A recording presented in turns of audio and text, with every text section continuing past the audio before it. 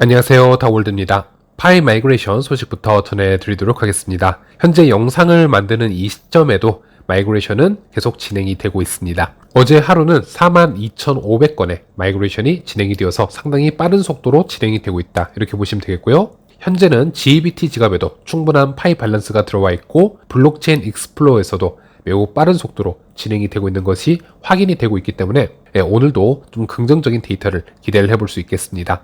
그리고 제 채널에서는 이전부터 임시 승인자들을 위한 라이브니스 체크가 업데이트가 되었다는 소식 여러 차례 강조해서 설명을 해드렸습니다. 그런데 지난 영상에서는 이 라이브니스 체킹을 하는 방법에 대해서 아무도 촬영 영상을 공유를 해주지는 않았기 때문에 직접 영상을 보여드리면서 이 사용 방법을 설명을 해드리지 못하는 아쉬움이 있다라고 말씀을 드렸는데요. 드디어 이 관련 영상이 X에서 공유가 되고 있습니다. 중국 쪽 지역에서 촬영을 해서 X에 공유를 해준 것으로 보여지고, 그래서 이 영상을 통해서 여러분들께도 설명을 해드리도록 하겠습니다. 참고로 이 라이브니스 체킹 검사는 이제는 파이 KYC 시스템에 정식으로 추가가 된 부분이기도 합니다. KYC를 진행을 하고 사진을 촬영하는 이 주체자가 사진이나 컴퓨터로 조작된 그래픽이 아니라 실제 사람임을 증명하기 위한 추가적인 동영상 검사라고 보시면 되겠는데요. 이번에 추가가 된 검사에는 미소를 짓고 얼굴을 오른쪽, 왼쪽, 위아래의 모습을 촬영하는 단계가 추가가 되었습니다.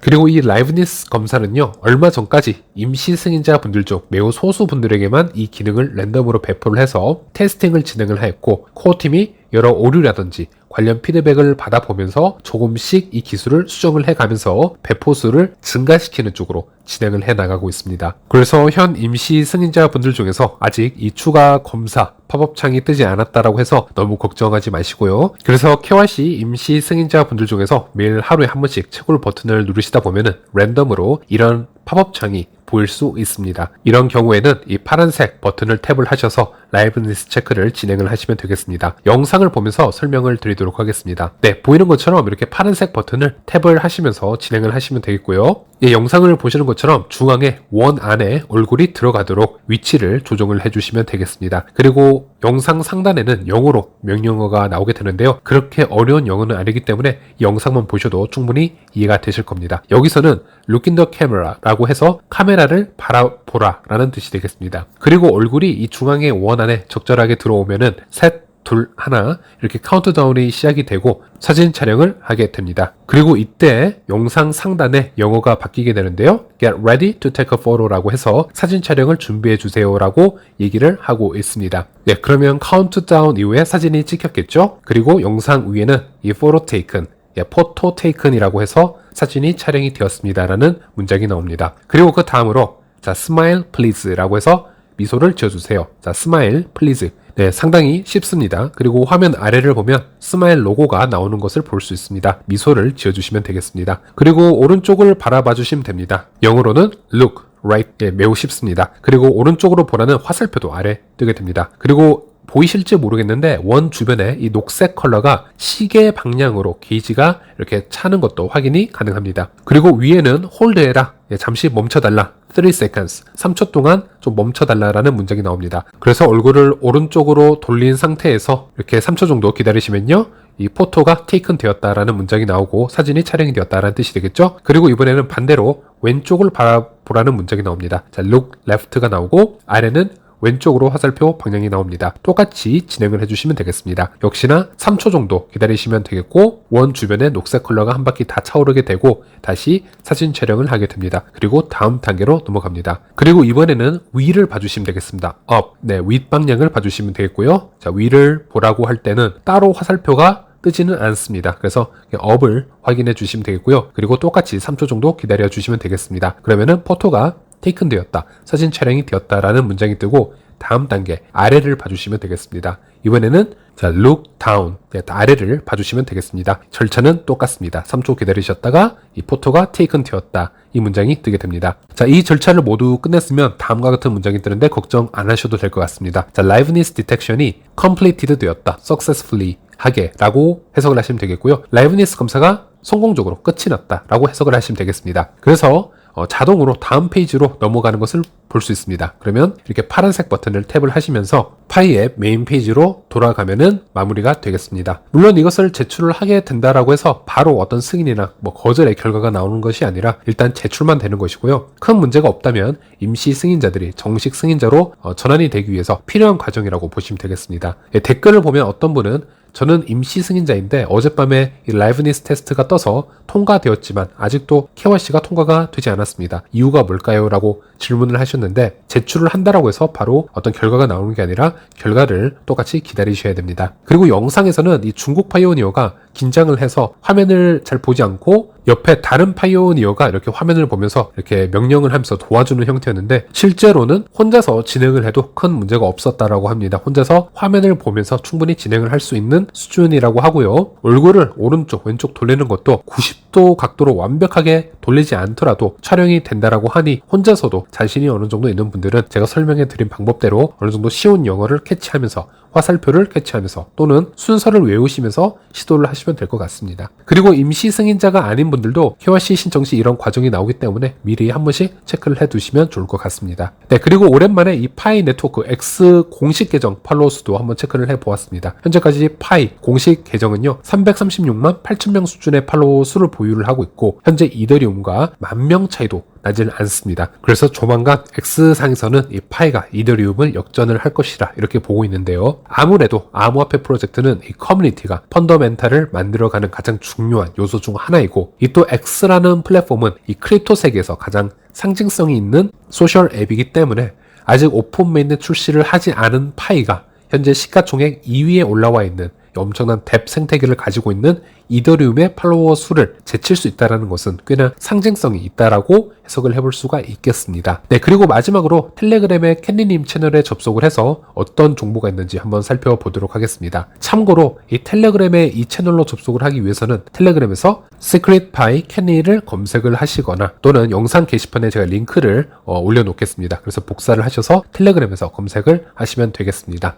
네, 4월 26일에 올려주신 자료 중 하나인데요. 2023년 5월 비공개 회의에서 다뤄졌던 내용입니다. 파이코어 팀이 현 경제와 파이, 또 AI와 블록체인, 그리고 이 분배에 관해서 얘기를 했던 부분에 대해서 캔디님이 요약을 해주셨는데요. 모두의 이 질문을 보시면요. 경제가 불안한 시기, 특히 은행과 암호화폐 업계가 직면한 어려움에 비추어 파이 생태계의 기능을 유지하기 위해 코어팀은 어떤 대책을 마련하고 있나요? 라는 질문을 던졌습니다. 참고로 이 시기 작년 5월에 어떤 이슈가 있었냐면요. 실리콘밸리 은행의 파산을 포함해서 미국 은행의 뱅크런이 발생했던 시기가 있었습니다. 기존의 레거시 금융권에서 그런 큰 문제가 생기는 경우에는 암호화폐 같은 경우는 빛을 더 발할 수 있는 시기가 되어야 되는 게 맞습니다. 하지만 크립토 시장이 현재까지 그렇지는 않습니다. 그래서 어떤 현상이 있었냐면요. 일단 세계에서 가장 안전한 스테이블 코인이라고 자부를 해왔던 이 USDC가 디패깅이 되는 사건이 있었습니다. 디패깅이 된다는 것은 1달러의 고정된 가치에서 떨어져 나가서 더 올라가거나 더 내려가는 현상을 디패깅이라고 할 수 있는데 당연히 이 스테이블 코인이 1달러 가치에서 더 떨어졌다. 지금 이 사건이라고 보시면 되겠고요. 이 USDC라는 스테이블 코인도 결국 이 하나의 USDC라는 가치를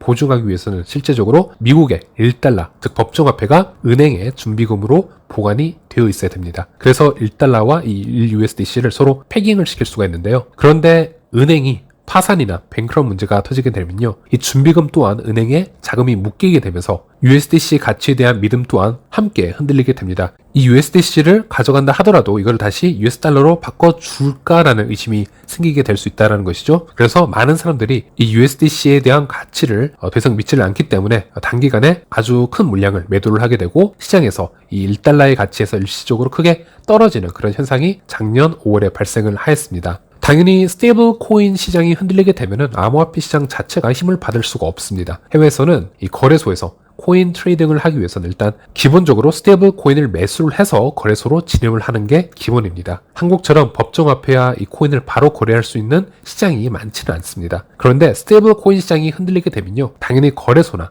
크립토 시장에 큰 자금이 유입이 되는데 큰 장애가 생길 수가 있습니다. 어쨌든 이런 시기에 이 비공개 회의에서 나왔던 질문이고 코어팀은 이렇게 은행과 크립토 시장이 어려움에 빠져 있었던 이 상황에서 솔루션이 무엇인지 이제 물었던 질문이 있었고요. 여기에 코어팀은 이렇게 얘기를 합니다. 다양한 사용 사례와 애플리케이션의 파이에 대한 유기적인 수요가 있어야 됩니다. 그렇기 때문에 저희는 유틸리티 창출에 많은 노력과 중점을 두고 있습니다. 예를 들어 암호화폐가 아니더라도 일반 경제에서 경제가 불안정할 때나 그렇지 않을 때나 사람들은 여전히 이 식량과 에너지를 필요로 합니다. 이러한 것들에 대한 본질적인 요구는 나쁜 시기에도 줄어들고 있지 않기 때문에 사람들은 여전히 배가 고프고 먹고 싶고 경제가 아무리 나빠도 여전히 운영하기 위해서 이 에너지라는 게 필요하게 됩니다. 실제로 이러한 욕구는 경제가 불안정할 때 더욱 두드러지게 나타나며 이는 곧 더 중요해짐을 의미를 합니다. 따라서 파이는 호황과 불황에 관계없이 인간에게 본질적으로 필요한 것을 제공하는 효용을 창출해야 합니다.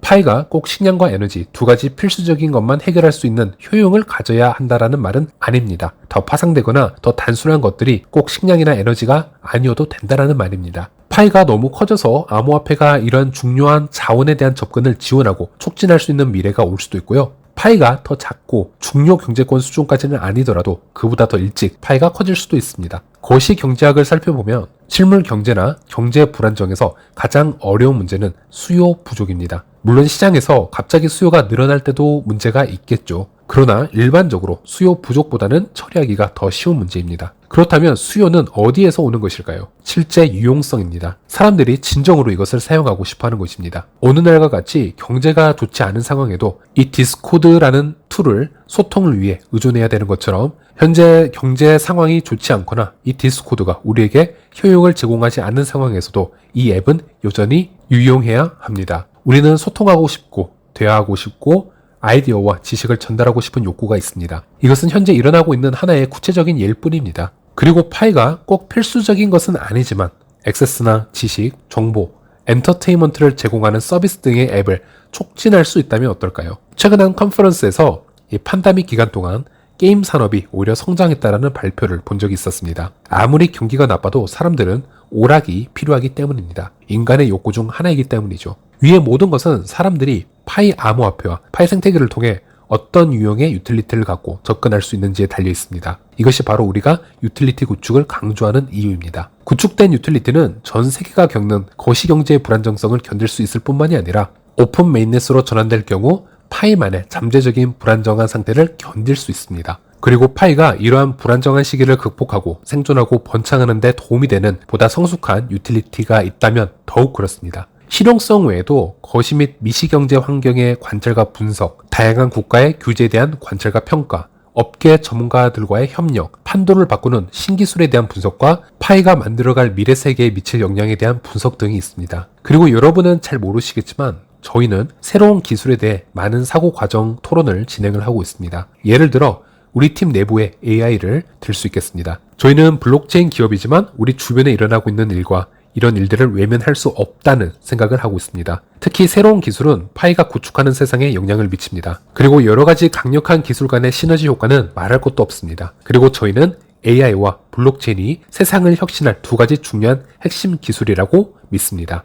AI는 생산의 힘을 발전시키는 측면에 있으며 이는 사람들이 더 효율적인 도구와 강력한 자원을 가지고 생산할 수 있는 것을 의미합니다. 하지만 우리의 목소리도 있습니다. 예를 들어 인간은 어디에 가치를 둘 것인가? 바로 이것인데요. 블록체인이 그 해답입니다. 블록체인은 분배와 재분배에 가는 것입니다. 그리고 이것은 인공지능과 함께 작동을 하기 때문에 인공지능이 매우 강력하지만 많은 사람들이 미래 경제에 참여할 수 있는 지속 가능한 세상을 실제로 지원할 것입니다. 따라서 이 두 가지 기술은 세상을 바꿀 것입니다. 우리는 유행을 쫓는 것이 아니라 다른 기술의 실제 중요한 영향이 무엇인지 알고 분석하며 파이가 미래 경제에서 중요한 역할을 할 수 있도록 우리의 위치를 어떻게 평가할 수 있는지, 우리가 무엇을 해야 되는지, 또 어떤 방향으로 나아가야 되는지를 보고 평가할 것입니다. 네, 이번 영상은 여기까지입니다. 시청해주셔서 감사합니다.